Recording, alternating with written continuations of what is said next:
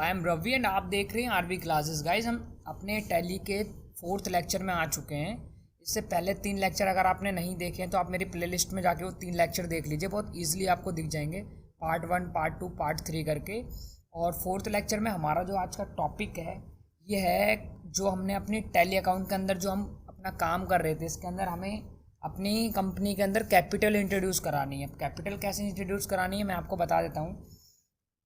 देखिए, ये आप टैली के अंदर सबसे पहले हम देखते हैं कि हमारी बैलेंस शीट के अंदर जब कोई बिजनेसमैन अपना बिजनेस स्टार्ट करता है, चाहे वो पार्टनरशिप में करे, चाहे वो सोल प्रोप्राइटरशिप में करे, चाहे वो प्रोप्राइटर हो चाहे पार्टनर हो, उसको अपनी कैपिटल लेके आनी होती है कंपनी के अंदर। कैपिटल एज अ वो अमाउंट जिससे वो अपना बिजनेस रन करता है।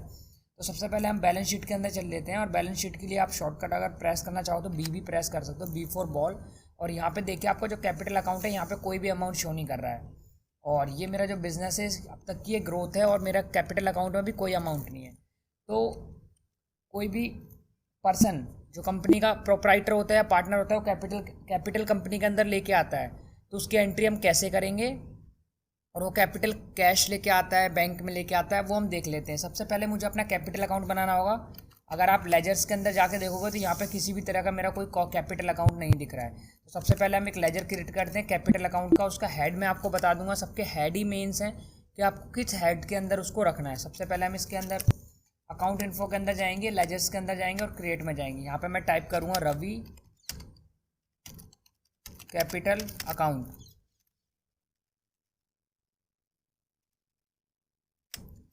और ये जाएगा कैपिटल अकाउंट के हेड, जो कि बाय डिफ़ॉल्ट इसने उठा रखा है, वरना आप यहाँ पे टाइप भी कर सकते हो। अगर सपोजेड यहाँ पे अगर कैश इन हैंड होता तो आप यहाँ पे कैपिटल टाइप करते हो तो यहाँ पे कैपिटल आ जाता।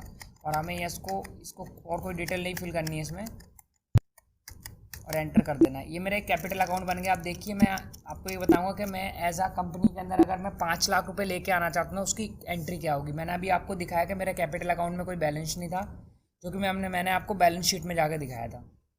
इसके लिए हम जाएंगे अपने अकाउंटिंग वाउचर के अंदर, और किसी भी तरह की ट्रांजैक्शन के लिए हम वाउचर एंट्री के अंदर ही जाते हैं। और यहाँ पे हमें पेमेंट तो करनी नहीं है, हमें रिसिप्ट लेनी है, रिसिप्ट, क्योंकि हमें रिसिप्ट कहीं से आई हुई है, और जो कि रिसिप्ट में लेके आया हूँ वो मैं अपनी कैपिटल के लेके आया हूँ। तो रिसिप्ट के लिए यहाँ पर आप टाइप करोगे, ऊपर आप NEFT या RTGS या अगर कैश में लेके आओ तो कैश आप लिख सकते हो। सपोजेड मैं यहाँ कैश दे देता हूँ, और डेट डिफाइन कर देता हूँ, किस डेट में लेके आऊँ, तो 29/7/2020, और ये रखना चाहता हूँ मैं। और देखिए, जो कंपनी के अंदर मैं आपको 2-3 रूल्स बता देता हूँ, जो हम आगे आगे धीरे धीरे बढ़ेंगे, मैं थोड़े थोड़े रूल्स आपको देते जाऊँगा ताकि आपको ज़्यादा हैवी ना लगे और आप समझते जाएं।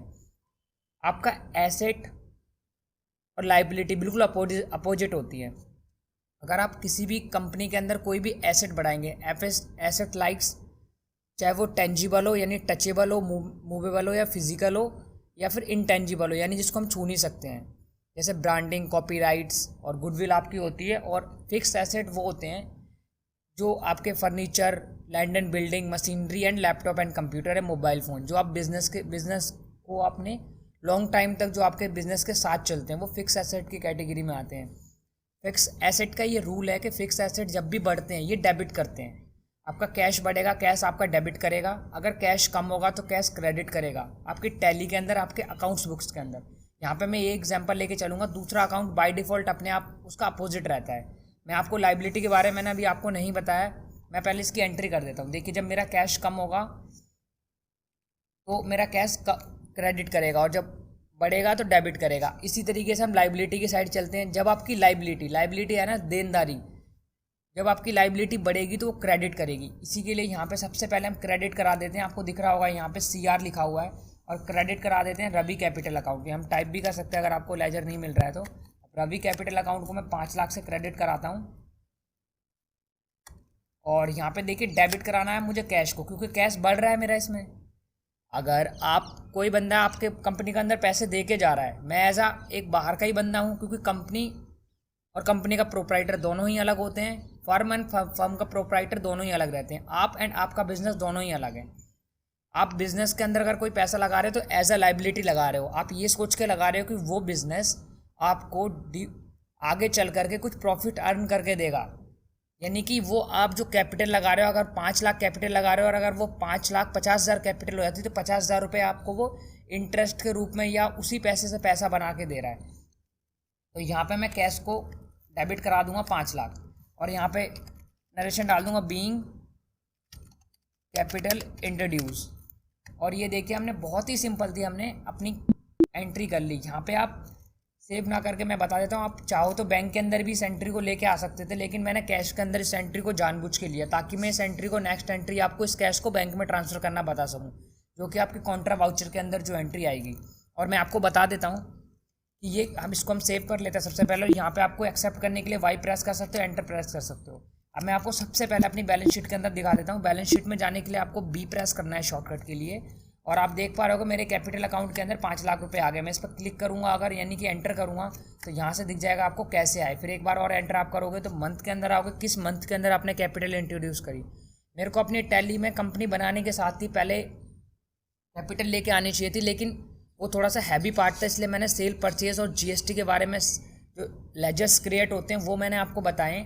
अब इसके अंदर हम इस क्लिक करेंगे तो देख सकते हैं कि ये इस डेट को हमारी आई है, इस मंथ में आई है, और किस तरीके से आई है, वो भी कैश आई है, बैंक आई, यहाँ पे दिख सकता है। अब देखिए ड्यूरिंग द ईयर मेरे पास कैश इतना सारा 5 लाख रुपए आ गया है, लेकिन अगर आप यहीं पे देखोगे तो मेरे बैंक के अंदर बहुत ही कम पैसे पड़े। पहले मैं आपको बैंक का लेजर चेक करा देता हूँ। मेरे बैंक में आपको किसी भी पर्सन का, किसी भी आपके डेटर क्रेडिटर का, किसी का भी बैलेंस देखना हो, आपको सबसे पहले लेजर के अंदर जाना होगा। लेजर में ही आपको उसका नेगेटिव या पॉजिटिव बैलेंस दिखेगा, यानी किसी का आपकी देनदारी अगर हो रही है किसी क्रेडिटर की तो आपको वहीं से पता चल जाएगा, और लेनदारी हो रही है आपकी तो आपको वहीं से पता चल जाएगा। इसके और भी तरीके हैं, आप आउटस्टैंडिंग के जरिए भी इसको जान सकते हैं, लेकिन वो हम आगे चल के पढ़ेंगे।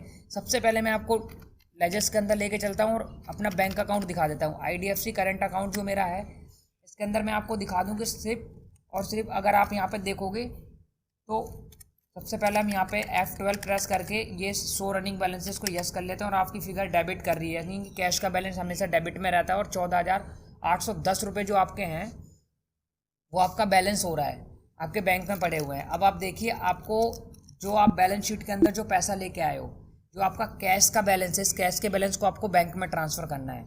आप बिजनेस के अंदर से किसी भी पर्पस के लिए आपको कैश या बैंक दोनों में से ही अपने बिजनेस के अंदर ही बैंक से कैश में और कैश से बैंक में अगर पैसा करना होता है, उसके लिए हम कॉन्ट्रा एंट्री का यूज़ करते हैं, यानी कॉन्ट्रा वाउचर का यूज़ करते हैं। मैं अकाउंटिंग वाउचर में आपको दिखा देता हूँ। अगर F4 प्रेस करोगे आप तो आपको कॉन्ट्रा वाउचर नज़र आ जाएगा, और यहाँ पे आप भी देखोगे तो कॉन्ट्रा लिखा हुआ है, F4 हाईलाइटेड नहीं है क्योंकि इसको हमने यूज़ कर रखा है अभी। कॉन्ट्रा वाउचर का यूज़ आप सिर्फ 3 ही एंट्री पास करने के लिए कर सकते हैं। जी हाँ दोस्तों, सिर्फ आपको 3 ही एंट्री कॉन्ट्रा वाउचर के थ्रू पास करनी होती है। मैं आपको बताता हूँ, पहली एंट्री आपकी होगी अगर आपके पास बिजनेस के अंदर कोई कैश आया है, या आप कैश लेके आओ, या आपकी कोई भी जिसको आपने माल बेचा वो आपको कैश दे के गया है, तो उस कैश को आप बैंक में ट्रांसफ़र कराएंगे, वो एंट्री आपकी कॉन्ट्रा एंट्री में आएगी।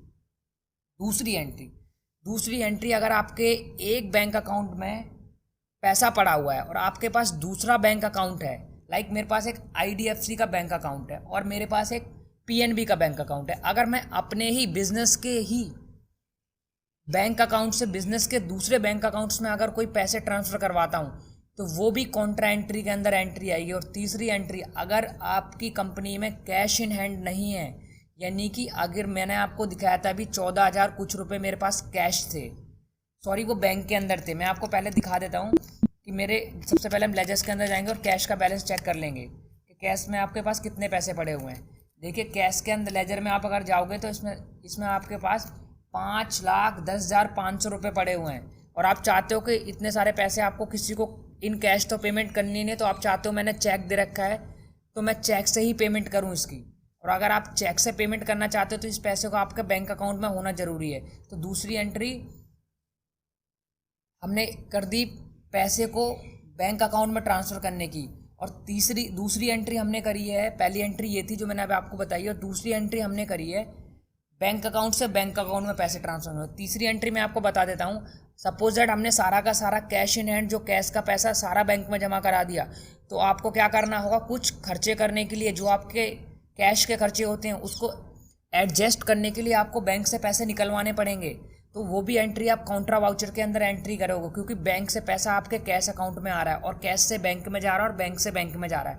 आपको सिर्फ 3 ही एंट्री आपकी कॉन्ट्रा वाउचर में होंगी, मैं आपको दिखा देता हूँ कॉन्ट्रा वाउचर में इसी की एंट्री करके, जो हम 5 लाख रुपए एज अ कैपिटल लेके आए, क्योंकि हम फॉर्म के अंदर कैश लेके आया हूँ मैं, तो मैं चाहता हूँ इसको बैंक अकाउंट में पैसे ट्रांसफ़र करवाऊँ, और इसी से फिर मैं आगे अपने जितने भी क्रेडिटर खड़े हुए हैं, जितनी भी लेनदारी मेरी खड़ी हुई है, सबको मैं पेमेंट कर दूँ। सबसे पहले हम अकाउंटिंग वाउचर के अंदर चलते हैं, और यहाँ से आप अकाउंटिंग वाउचर में जाने के लिए V4 वैन भी प्रेस कर सकते हो, शॉर्टकट है इसका, और F4 प्रेस करोगे, बाय डिफ़ॉल्ट F4 था, F4 प्रेस करोगे तो आपके पास ये आ जाएगी कॉन्ट्रा एंट्री। डेट हमारी आज की सिलेक्टेड है जिस पर हम काम कर रहे हैं, और यहाँ पे देखिए क्रेडिट करना है। मैंने आपको थोड़ी देर पहले ही बताया था, अगर आपका कोई भी एसेट बढ़ेगा तो डेबिट करेगा, कोई भी एसेट कम होगा तो क्रेडिट करेगा। देखिए यहाँ पे मेरे पास 2 एसेट हैं, एक मेरा बैंक, एक मेरा कैश, दोनों ही आपके करंट एसेट हैं।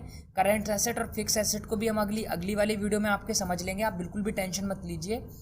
सबसे पहले देखिए आपका जो कैश है, कैश आपका एक एसेट है, एसेट आपका कम हो रहा है तो एक क्रेडिट करेगा, तो हमने एसेट कैश को क्रेडिट करा के हमने यहाँ पे 5 लाख टाइप किया। 5 लाख टाइप कराने के बाद हमने एंटर करा। देखिए यहाँ पे कैश का जो बैलेंस था इफेक्ट हुआ, यहाँ पे जो था रिफ्लेक्टेड कर गया बैलेंस आपका जो है, यहाँ पे 5,10,500 रुपये था, और 5 लाख रुपये हमने एज ए एंट्री पास कर रहे हैं बैंक में।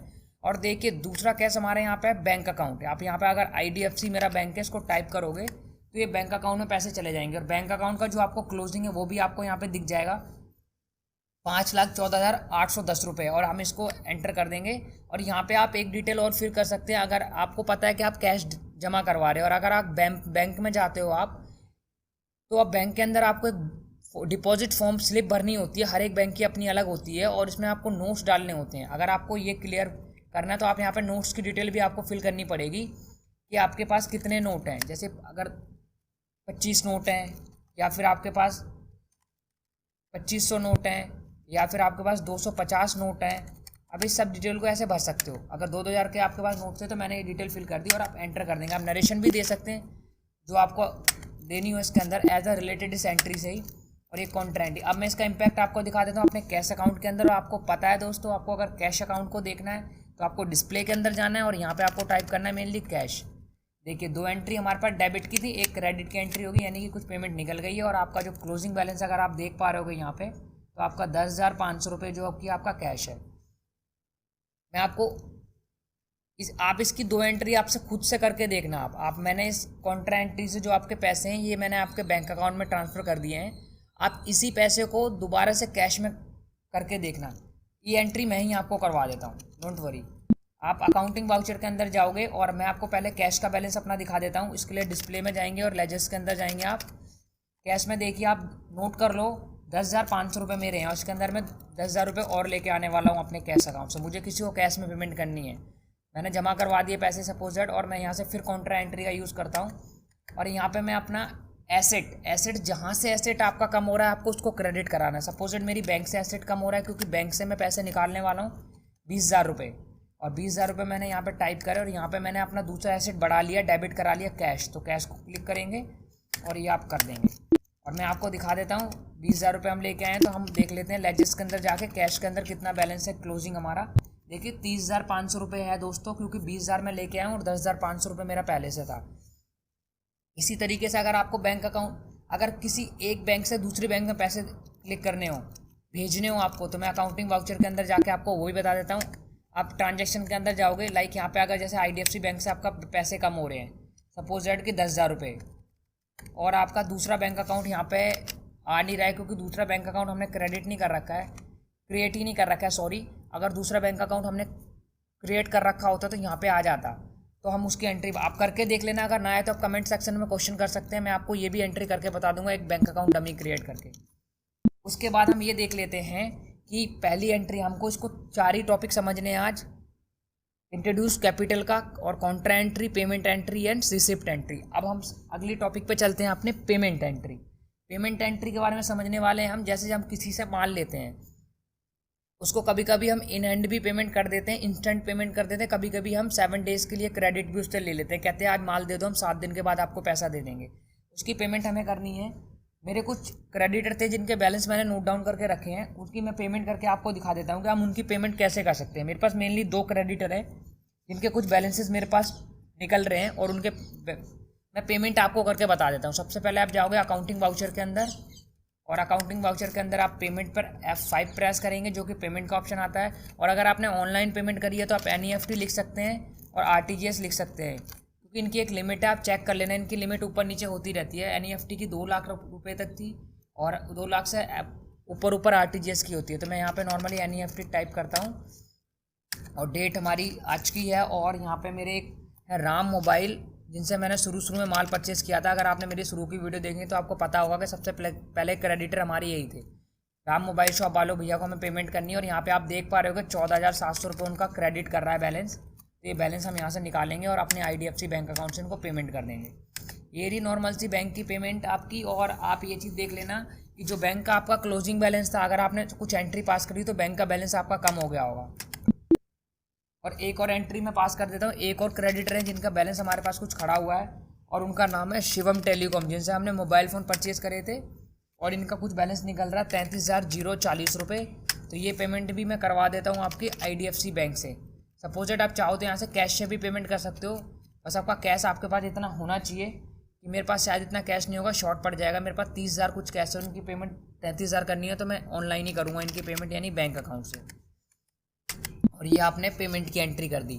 थर्ड जो इस टॉपिक में हम समझने वाले हैं वो हम समझने वाले हैं रिसिप्ट की एंट्री, यानी कि जैसे हमने किसी को पैसे कर दिए ट्रांसफ़र, लेकिन हमसे भी तो किसी ने माल लिया है, वो भी तो हमें पेमेंट करेगा कभी ना कभी। हो सकता है कोई माल हमने कैश में दिया और हो सकता है कोई माल हमने क्रेडिट में दिया हो। तो इसके लिए हम समझ लेते हैं अपनी रिसिप्ट वाली एंट्री। रिसिप्ट वाली एंट्री भी करनी बहुत ही आसान है। अकाउंटिंग वाउचर के अंदर आप जाओगे और आप यहाँ पे F6 प्रेस करोगे जो कि आपकी रिसिप्ट के लिए काम आता है। और RTGS NEFT हम कर देते हैं, पेमेंट कम ही है। और हम देखिए किससे पैसे लेने वाले हैं। हमारा एक अकाउंट है वो है साइन टेलीकॉम अकाउंट। अब देखिए यहाँ पे आपका एक रूल्स अप्लाई कर जाएगा। अगर आपके पास कोई भी एसेट बढ़ती है लाइक कैश या बैंक, तो वो आपके डेबिट करने हैं। तो यहाँ पे हम पार्टी अकाउंट क्रेडिट कराना है हमें। तो मैं टाइप कर देता हूँ साइन टेलीकॉम और इनसे हमें 25,020 रुपये लेने हैं। और दूसरा हमारा जो एसेट बढ़ रहा है बैंक या चाहे कैश, इनकी पेमेंट मैं ले लेता हूँ आपकी बैंक अकाउंट में ही। और ये देखिए हमारी बैंक अकाउंट में पेमेंट आ गई है। तो आप देख पा रहे होगे कि हमने 2 पेमेंट की एंट्री कर दी है और दूसरी जो हमारी रिसिप्ट आई है जो कि हमारे पास पेमेंट आई है। एक पेमेंट वो जो हमने दूसरे के पास करी और एक पेमेंट वो जो हमारे पास आई है। तो जो हमारे पास आती है उसको हम रिसिप्ट बोलते हैं और जो हम दूसरों को करते हैं उनको हम पेमेंट बोलते हैं। और यहाँ पे आप एंटर करोगे तो ये आपकी 3 एंट्री हो गई। अब मैं इसका आपको इम्पैक्ट दिखा देता हूँ। सबसे पहले हम बैलेंस शीट के अंदर चलते हैं और बैलेंस शीट में मैं आपको दिखा देता हूँ। आप B प्रेस करोगे, B फॉर बैलेंस शीट का शॉर्टकट है। और इसके अंदर आप जाओगे तो आप देख पा रहे होगे कैपिटल अकाउंट मेरा ऐसे ही खड़ा हुआ है। कैपिटल अकाउंट में मैंने कोई भी चेंजेस नहीं करे हैं। चेंजेस लाइक मैंने कोई भी ऐसा एक्सपेंस नहीं करा है जो कि ऑफिस से बाहर का एक्सपेंस हो। तो यहाँ पे आप देख लीजिए, यहाँ पे मैंने कैश लेके आया था मैं एज अ कैपिटल। और यहाँ से मैं आपको ये चीज़ दिखा देता हूँ, मेरे करंट एसेट कुछ हैं, करंट एसेट भी हम समझ लेंगे अभी। और यहाँ पे देखिए क्लोजिंग स्टॉक भी करंट एसेट में आता है। सन्डे डेटर जो मेरे थे वो सारे ख़त्म हो गए, क्योंकि जिससे भी मुझे पैसे लेने थे मैंने ले लिए हैं सारे के सारे। और मेरे पास कुछ 30,500 रुपये कैश पड़ा हुआ है जो कि मेरी कंपनी के अंदर ही है। और कुछ मेरे बैंक अकाउंट में पड़े हुए हैं 4,72,090 रुपये। सबका सेटलमेंट करने के बाद आज के डेट में हमारे कोई भी पैसे आउटस्टैंडिंग नहीं है। इसके लिए हम आउटस्टैंडिंग भी एक बार चेक कर लेते हैं, क्या पता हमारी, ये मैं अगले टॉपिक में समझा दूंगा आपको, फिर वरना हैवी हो जाएगा, फिर आप कन्फ्यूजन क्रिएट हो जाएगा। और ये देखिए यहाँ इस लेक्चर में हम यहीं तक की क्लास कवर करेंगे। और आपने देख लिया होगा कि हमने मेनली 4 टॉपिक डिस्कस करे। इंट्रोड्यूस कैपिटल, जो कि कोई भी प्रोप्राइटर है पार्टनर अपनी कैपिटल बिजनेस के अंदर लेके आता है। दूसरी एंट्री जो हमने पास करी वो करी है हमने कॉन्ट्रा एंट्री। कॉन्ट्रा एंट्री मैंने आपको बता दिया 3 ही एंट्री कॉन्ट्रा एंट्री से रिलेटेड पास होगी। और मैंने अगला आपको बताया है, जो अगला आपके लिए बताया मैंने कि पेमेंट की एंट्री। और उससे अगली मैंने आपको बताई है रिसिप्ट की एंट्री। कोई अगर हमें पैसे भिजवाता है तो उसकी एंट्री हम अपनी टैली में बुक्स ऑफ अकाउंट्स में कैसे लेंगे। बने रहिए इसी तरह की इंटरेस्टिंग वीडियो देखने के लिए हमारे इस चैनल पर। चैनल को लाइक एंड सब्सक्राइब करना ना भूलें अगर आप हमारे चैनल पर नए हैं तो। और बेल के आइकन को भी प्रेस कर दें ताकि आपको इसी तरीके की लेटेस्ट वीडियो मिलती रहें। थैंक यू दोस्तों।